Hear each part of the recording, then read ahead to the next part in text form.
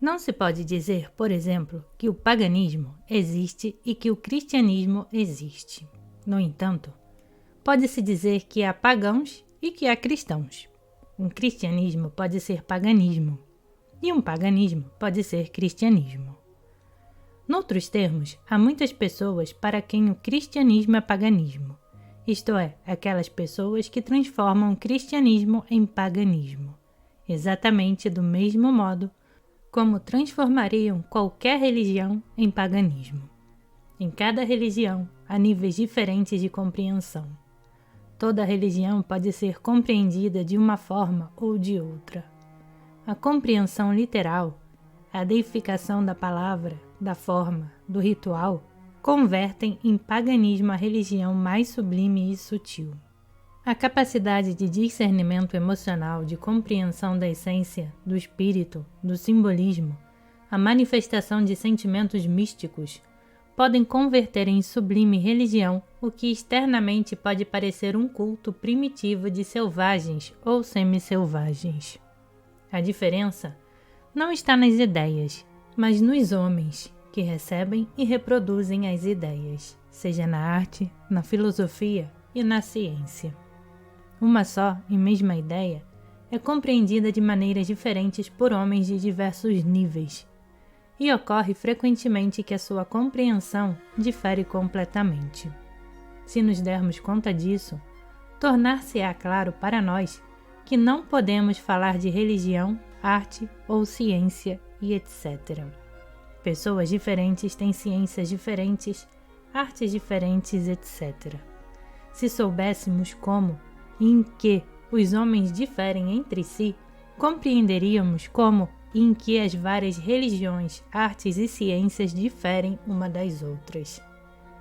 Essa ideia pode ser expressa de modo mais preciso, tomando o exemplo da religião, dizendo que todas as divisões comuns, como cristianismo, budismo, islamismo, judaísmo, assim como as divisões dentro do cristianismo, como a Igreja Ortodoxa, o catolicismo, o protestantismo e as demais subdivisões dentro de cada credo, tais como as seitas e etc., são, por assim dizer, divisões num plano.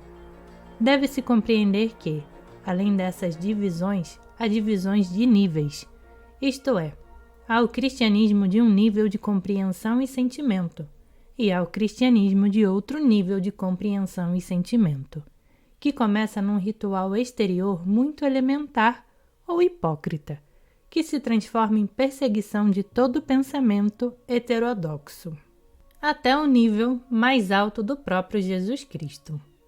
Ora, essas divisões e níveis não são conhecidos e só podemos compreender a sua ideia e princípio através das ideias do círculo interior. Significa que, se admitirmos que há verdade na origem de tudo e que há diferentes graus de deformação da verdade, veremos que, dessa forma, a verdade se acerca de modo gradual do nosso nível, embora naturalmente de uma forma inteiramente irreconhecível. A ideia do esoterismo chega também às pessoas na forma de pseudo-esoterismo, pseudo-ocultismo. A causa disso está igualmente na diferença que mencionamos acima de níveis dos próprios homens. A maioria das pessoas só pode aceitar a verdade na forma de uma mentira. No entanto, embora umas se satisfaçam com a mentira, outras começam a buscar e podem, por fim, chegar à verdade. A Igreja cristã deturpou completamente as ideias de Cristo, mas, começando pela forma da Igreja, alguns que são puros de coração podem, pelo sentimento, chegar à compreensão da verdade original. É difícil para nós perceber que estamos rodeados por deturpações e perversões, e que, excetuando estas, nada podemos receber de fora. Temos dificuldade de compreender isso, porque a tendência fundamental do pensamento contemporâneo consiste justamente em examinar os fenômenos na ordem contrária à que acabamos de mencionar. Estamos habituados a conceber cada ideia, cada fenômeno, quer no domínio da religião, da arte ou da vida pública, como aparecendo inicialmente numa forma rude e primitiva, na forma de uma mera adaptação às condições orgânicas e aos rudes e selvagens instintos do medo, do desejo, ou a memória de algo ainda mais elementar, primitivo, animal, vegetal ou embrionário, e se desenvolvendo gradativamente, tornando-se mais refinado e complexo, afetando cada vez mais aspectos da vida e aproximando-se dessa maneira de forma ideal. Naturalmente, essa tendência do pensamento é completamente oposta à ideia do esoterismo, que sustenta ser a grande maioria das nossas ideias, não o produto da evolução, mas da degeneração das ideias que existiram num certo momento, ou ainda existem em algum lugar em formas muito superiores, mais puras e completas. Isso para o pensamento moderno é um mero absurdo. Estamos tão incertos de que nós somos o produto mais elevado da evolução, de que sabemos tudo, tão certos de que não pode haver na Terra nenhum fenômeno importante como escolas, grupos ou sistemas que não tenham até aqui sido conhecidos, reconhecidos ou descobertos, que temos até dificuldade em admitir a possibilidade lógica de tal ideia. Se quisermos dominar ao menos os elementos da ideia, devemos compreender que eles são incompatíveis com a ideia de evolução no sentido corrente dessa palavra. É impossível encarar a nossa civilização, a nossa cultura, como a única e a mais elevada. Ela deve ser considerada como uma das muitas culturas que se sucederam na Terra. Além disso, essas culturas, cada qual ao seu modo, deturparam a ideia do esoterismo que estava na sua base, e nenhuma delas jamais se elevou, ainda que aproximadamente ao nível da sua fonte de origem. Tal ponto de vista seria, no entanto, revolucionário demais, porque abalaria os fundamentos de todo o pensamento moderno. Implicaria uma revisão de todas as filosofias científicas do mundo e tornaria inteiramente inúteis e até ridículas todas as bibliotecas de livros escritos com base na teoria da evolução. E, sobretudo, exigiria a retirada de cena de toda uma série de grandes homens do passado, presente e futuro. Esse ponto de vista, portanto, não pode se tornar jamais popular, não sendo provável que encontre um lugar ao lado de outros pontos de vista. Mas, se tentarmos prosseguir com essa ideia de civilizações sucessivas, veremos que cada grande cultura do grande ciclo de toda a humanidade consiste de uma série completa de culturas separadas, pertencentes a raças e povos separados. Todas essas culturas separadas procedem em ondas, surgem, chegam ao ponto de desenvolvimento mais alto e caem. Uma raça ou um povo que chegou a um nível muito alto de cultura pode começar a perdê-la e a passar gradativamente a um estado de absoluta barbárie.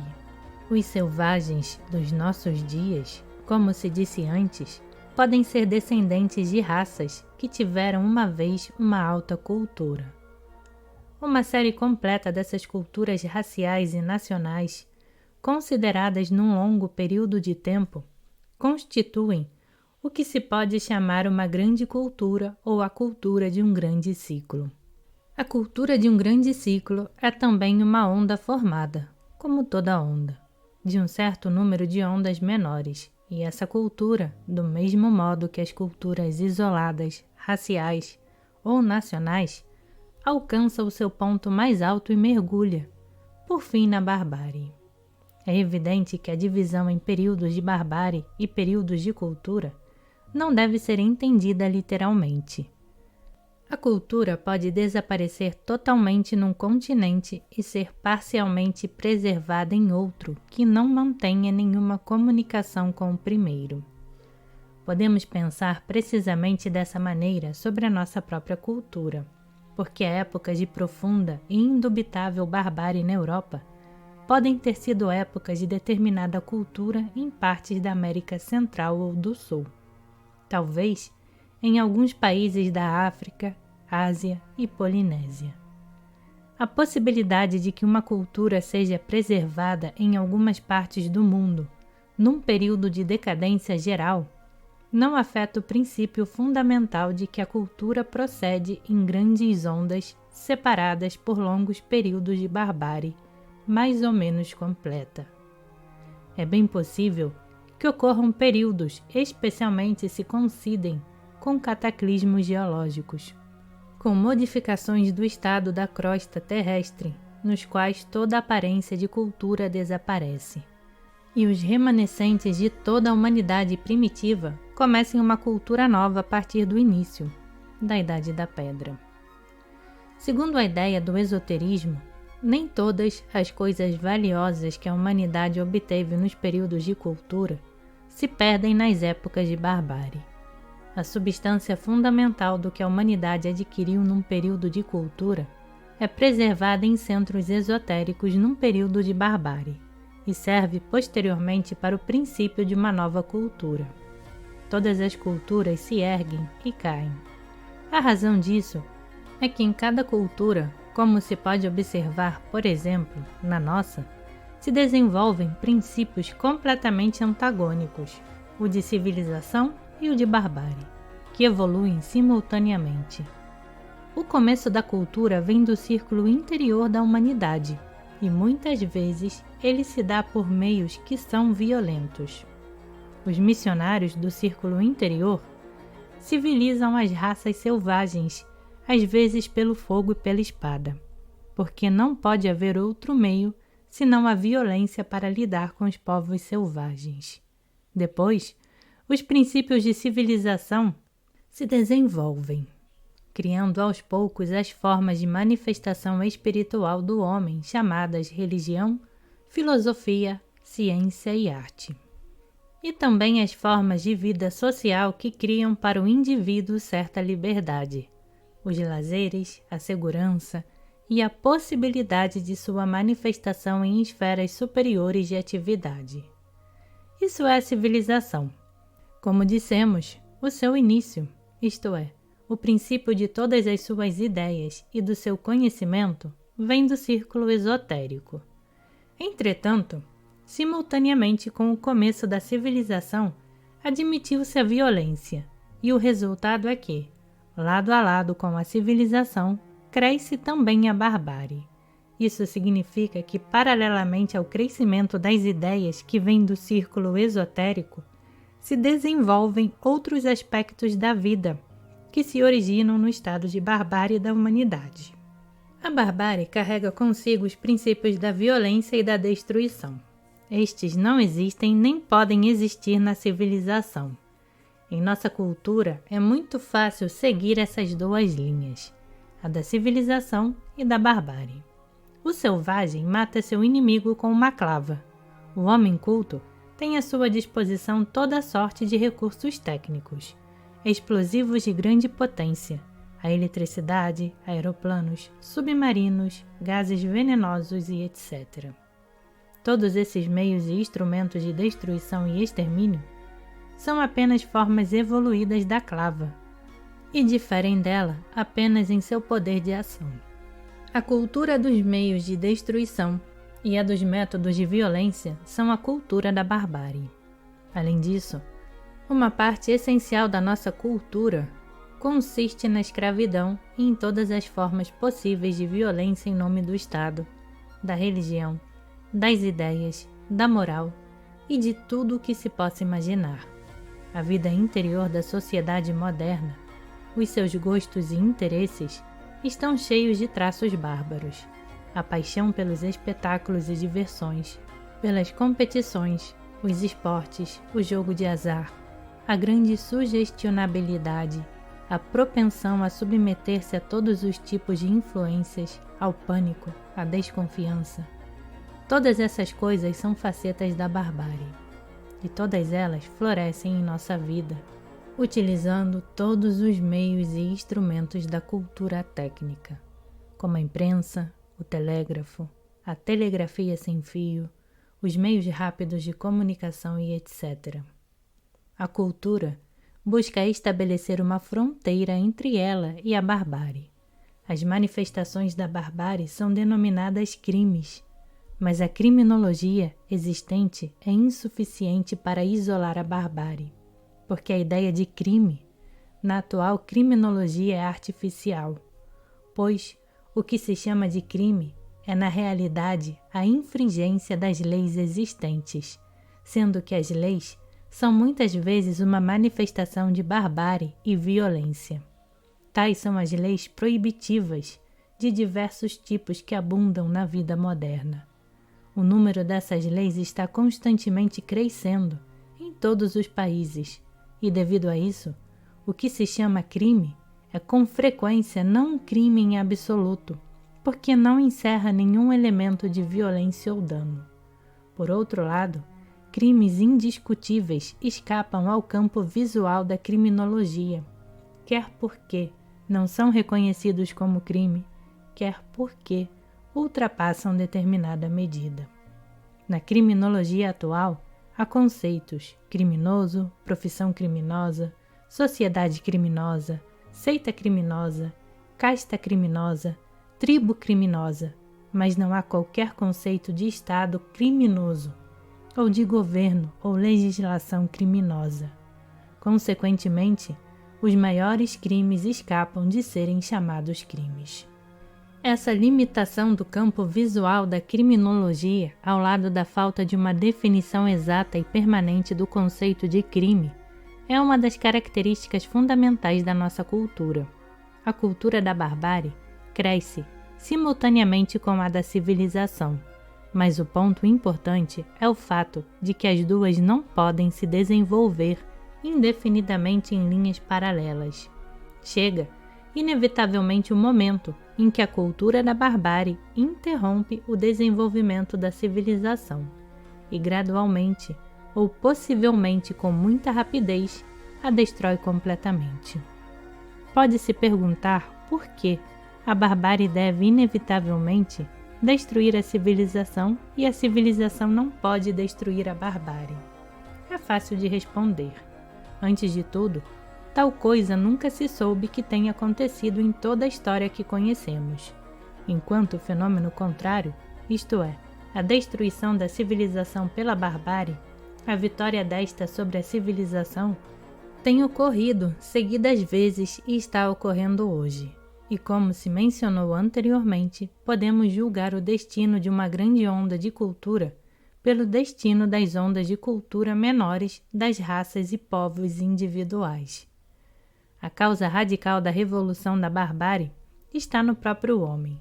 Nele são inatos os princípios que promovem o crescimento da barbárie. Para destruir esta, é necessário destruir esses princípios. Mas podemos ver que nunca, desde o princípio da história que conhecemos, a civilização foi capaz de destruir esses princípios de barbárie na alma humana.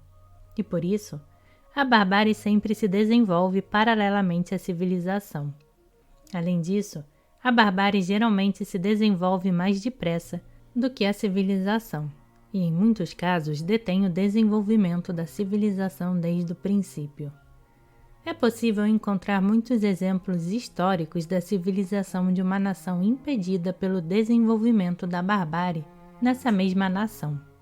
É bem possível que, em casos isolados de pequenas ou mesmo regularmente grandes mas isoladas culturas, a civilização possa temporariamente impor-se à barbárie.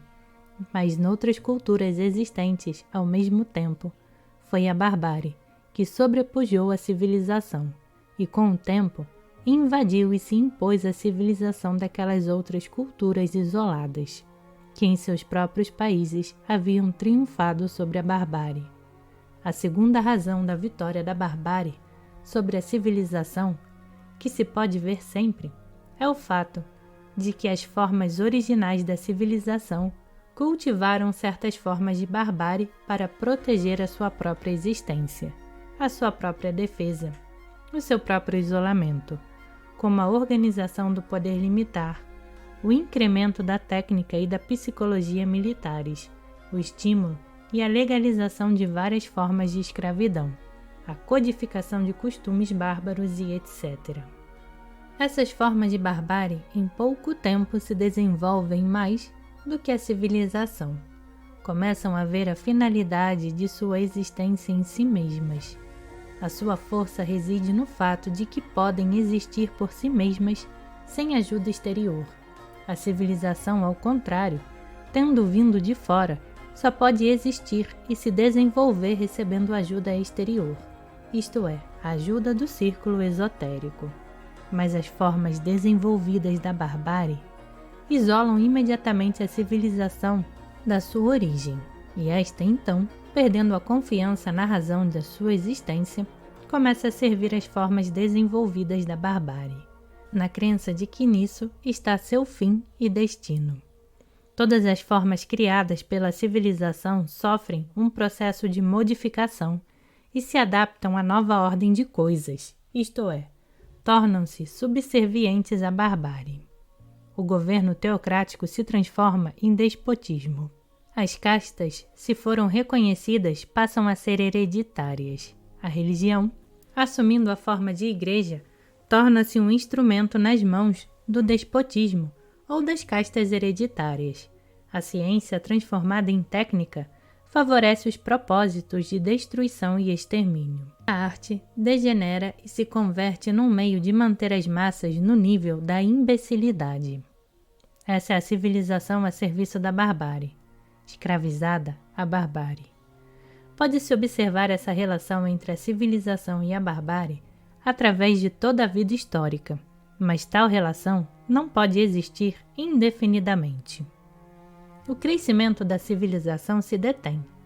A civilização se incorpora, por assim dizer, à cultura da barbárie. Por fim, morre definitivamente. Em consequência, a barbárie, sem receber um influxo de força da civilização, começa a descer a formas cada vez mais elementares, voltando aos poucos a seu estado primitivo, até tornar-se o que realmente é e foi durante todo o período em que se disfarçou com os vistosos adornos que a civilização lhe emprestou. Barbárie e civilização podem coexistir nesta relação recíproca que observamos em nossa vida histórica, apenas por um período de tempo comparativamente curto. Virá uma época em que o crescimento da técnica de destruição começará a ser tão rápido que destruirá a fonte em que se originou, a saber, a civilização. Quando examinamos a vida moderna, vemos quão pequeno e sem importância é o lugar ocupado nela pelos princípios de civilização que não estão a serviço da barbárie. Que pequeno lugar de fato ocupa na vida do homem médio o pensamento ou a busca da verdade. Mas os princípios da civilização numa forma falsificada já são utilizados para os propósitos da barbárie, como meios para subjugar as massas e mantê-las em submissão, e nessas formas florescem. E somente essas formas falsificadas é que são toleradas na vida. A religião, a filosofia, a ciência e a arte, que não estão a serviço imediato da barbárie, não são admitidas na vida, exceto em débeis formas limitadas. Qualquer tentativa da parte delas de sair dos estreitos limites que lhes são impostos é imediatamente refreada. O interesse dos homens comuns nessa direção é excessivamente débil e impotente. O homem vive da satisfação dos seus apetites, nos seus temores, nas lutas, na vaidade, nas distrações e divertimentos, nos esportes estúpidos, em jogos de habilidade e sorte, em ânsias de ganho, na sensualidade, no trabalho diário rotineiro, nos cuidados e preocupações do dia a dia, e mais do que tudo, na obediência e no prazer que a obediência lhe proporciona. Se deixa de obedecer a um poder, imediatamente passa a obedecer a outro. Está infinitamente distante de tudo que não esteja ligado diretamente aos interesses do dia a dia ou às preocupações que isto lhe traz, distante de tudo que esteja um pouco acima do nível material da sua vida. Se não fecharmos os olhos a tudo isso, nos daremos conta de que não podemos, na melhor das hipóteses, nos chamar de outra coisa que não bárbaros civilizados, isto é, bárbaros que possuem certo grau de cultura. A civilização da nossa época é um produto pálido e doentio, que mal pode se manter vivo em meio à escuridão de um profundo barbarismo. As invenções técnicas, os meios apurados de comunicação e os métodos de produção, os crescentes poderes na luta com a natureza, tiram provavelmente da civilização mais do que dão. A verdadeira civilização só existe no esoterismo. É o círculo interior que é, de fato, a parte verdadeiramente civilizada da humanidade. E os membros do círculo interior são homens civilizados que vivem num país de bárbaros entre selvagens. Isso esclarece de outro ponto de vista a questão que se formula com frequência e a que já aludi, porque os membros do círculo interior não ajudam os homens na sua vida, porque não tomam partido ao lado da verdade, porque não são ávidos em defender a justiça, ajudar os fracos, fazer desaparecer as causas da violência e do mal. Mas se imaginarmos um pequeno número de homens civilizados, vivendo num grande país povoado por selvagens e tribos bárbaras, em eterna hostilidade e guerra entre si, mesmo que imaginemos que essas pessoas civilizadas vivam ali como missionários, cheios de desejos de levar luz às massas selvagens, veremos que eles, com certeza, não interferirão na luta das diferentes tribos ou tomarão partido nos conflitos que possam surgir. Suponhamos que os escravos iniciem uma revolta nesse país. Isso não significa que os homens civilizados devam ajudar os escravos, porque a única intenção dos escravos é subjugar os seus senhores e fazer deles seus escravos, quando se tornarem senhores. A escravidão, em suas mais variadas formas, é uma das características desse país selvagem, e os missionários não podem fazer nada contra isso. Só podem oferecer aos que desejem a oportunidade de que entrem em escolas e nelas estudem para se tornarem livres. Para os que não ingressem nas escolas, as condições da vida não podem ser alteradas.